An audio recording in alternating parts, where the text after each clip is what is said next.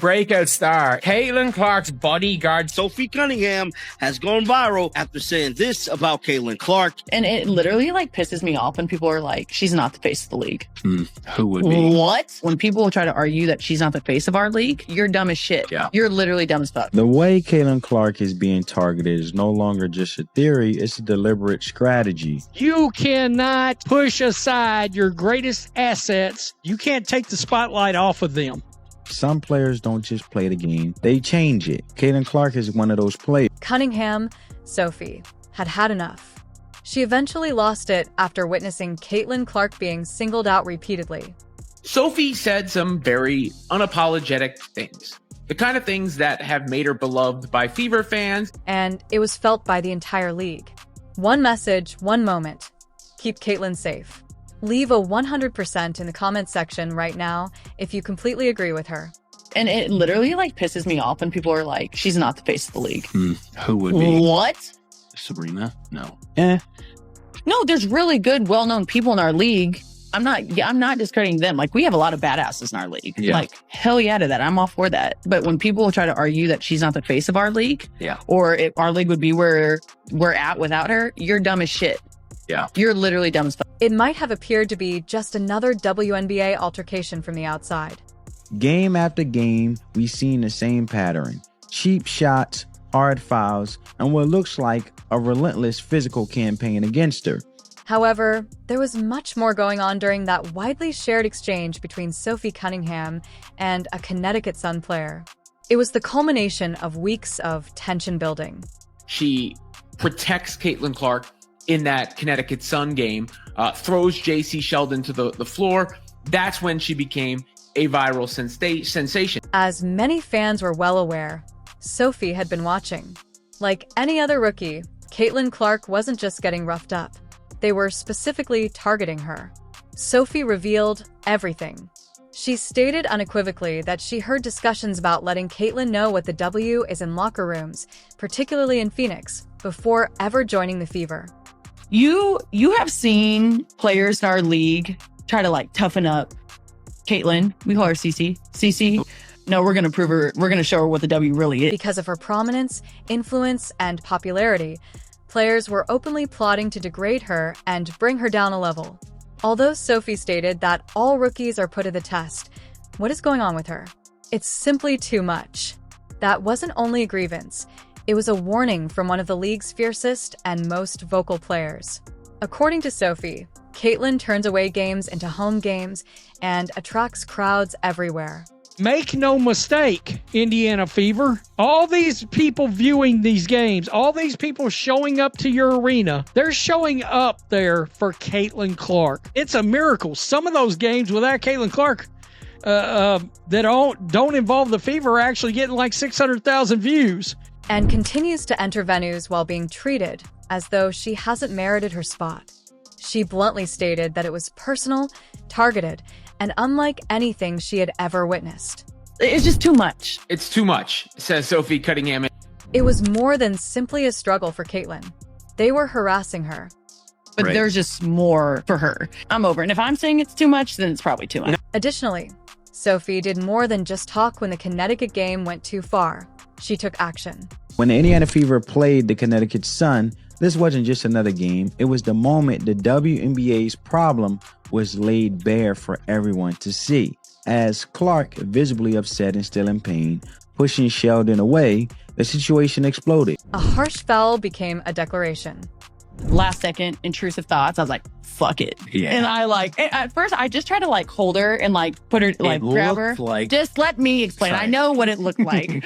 I got her, but at the very end, and I'm not saying this is what caused it, but she dipped a little bit. Yeah. But she did dip. And then right when I saw, I was like, oh shit, my bad. Not really my bad. And then they both came at me. I was like, fuck it. Come. The fine didn't matter to her. Didn't flinch. Did you get fined for that? Yeah, $900, Oh. which our fines are. Didn't retreat. Why? Because it was time for someone to take a position and express what everyone else was thinking. Enough is enough. Caitlin's response, even in the changing room, was rather telling. She turned and murmured, finally, to Sophie. Everything was demonstrated by that one word. No teammate had done that before. In response, Sophie said, "I got you." But in the locker room, I think she was like, finally, finally someone else. I was like, dude, I got you. The entire Fever squad came together in that moment, which did more than just deliver a message. Sophie Cunningham was not worried about hurting any feelings. It wasn't just a foul. A stand was made. What Sophie Cunningham revealed off the court is much more shocking than what she did on the court. This went beyond a single altercation, infraction, or viral video. Regarding Caitlin Clark, it was about a whole WNBA culture that tolerates and occasionally even promotes an unsettling double standard. Furthermore, Sophie dared to speak what others would not. I know the talks that Phoenix had in the locker room of like, no, we're going to show her what the W really is. She exposed the truth by pulling back the veil. Caitlin was receiving more than just a warm welcome to the league. No other rookie had ever been put to the test as she was. Sophie also made sure we understood that it went beyond merely being a tough defense or having a competitive mentality. It was intimate. She stated it directly. "I am aware of the conversations Phoenix had in their changing area. We will demonstrate her. We will demonstrate to her the true nature of the W." Consider that for a moment. A whole locker room conspiracy to degrade one athlete. And why?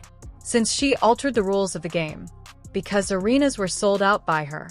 As she earns more money from headlines than any other player in the league. Sophie didn't mince words. Just about the welcome to the league moments that rookies often face, and into this void that Sophie Cunningham has finally stepped armed with the truth. She acknowledged that there is resentment and jealousy in the air that has escalated into violence. She also pointed it out. She simply deserves more. Sophie didn't stop there, though. She also addressed the officials directly. Opponents grab, hold, and push her long after the ball is going. And they fight through screens with a physicality that often sends her to the floor, and a lot of time, there's no whistle. It was just part of the game. I think the refs had a lot to do with that. It was a build-up for a couple of years now of them just not protecting, the star player of the WNBA. And that the referees had not been protecting the star player of the WNBA. She described how Caitlin's blatant fouls went unnoticed. Who else I say WNBA, I know you say W, talks about who shits on refs besides you? How she and other team members were continuously jostled while the referee watched. The first half, Full body dude, chested. by 3 people. Yeah. Like 2 people, they're like, oh, it's fine. I'm like, if that was anyone else, I would have been booted out of the game. I don't even have a leash. I just have a freaking collar and a hand on it. Who else in the WNBA? I ask. I am aware that you say W discusses people other than you who enjoy trash on references. I would be kicked out if it had been someone else. I don't even have a leash, she declared. All I have is a hand on it and a collar. And with that comes the daily scrutiny. She wasn't merely being dramatic. They were brutally truthful. She brought out the inconsistency of the officiating, the lack of accountability, and the way that celebrities like Caitlin are left on their own while the league profits from their notoriety. Sophie also attacked the narratives in the media. Although tabloids like Caitlin for the clicks, they are quick to disparage her whenever she displays emotion or self-assurance. And that means the scrutiny every day. In the media, she has even been disparaged by other WNBA players, most notably Kelsey Plum. However, rather than applauding the development Caitlin brought about, they put doubt on her, say snarky things, or minimize her influence. Sophie expressed her annoyance openly. She referred to it as clickbait clout chasing. It's straightforward. But I just hate that because, why can't people just be nice? Then she revealed her harshest reality. Since this is what our league has always desired, I simply detest that. Who matters who receives the credit then? You're profiting from her, if you're clever. Like a hammer, that statement struck. Sophie wasn't merely standing up for Caitlin. She was pointing up a discrepancy in the league. Those who are refusing to publicly support Caitlin are the same athletes, groups, and executives profiting from her fame. They sell shirts, increase ratings, and attract crowds by using her name. WNBA players who've been in the league before Caitlin Clark came, they're the old guards. The old guards are WNBA players that were in the league before Caitlin Clark arrived. However, when it comes to shielding her, either by remaining silent or, worse, by providing shade. Sophie admitted that the fans are watching everything, which is the toughest part. That we want to sustain the growth and the interest level in the franchise. I mean, this is about the Indiana Fever. Yes, we have a foundational player in Caitlin Clark and Leah Boston, and, we're going to continue to add to that. But I want this team to be the leader in the country and, a brand, an enduring brand, like Apple or something. I mean, we have a real opportunity here. The children donning her jersey, the families who paid to watch her play, and the new audiences Caitlin attracted. People are being turned off by the bullying, rudeness, and double standards they witness. Sophie's.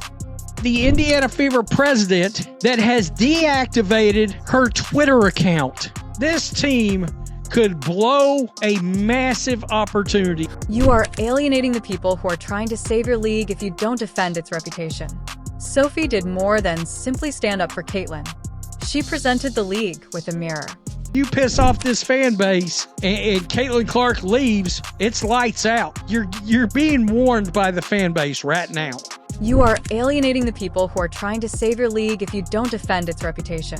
Sophie did more than simply stand up for Caitlin. She presented the league with a mirror.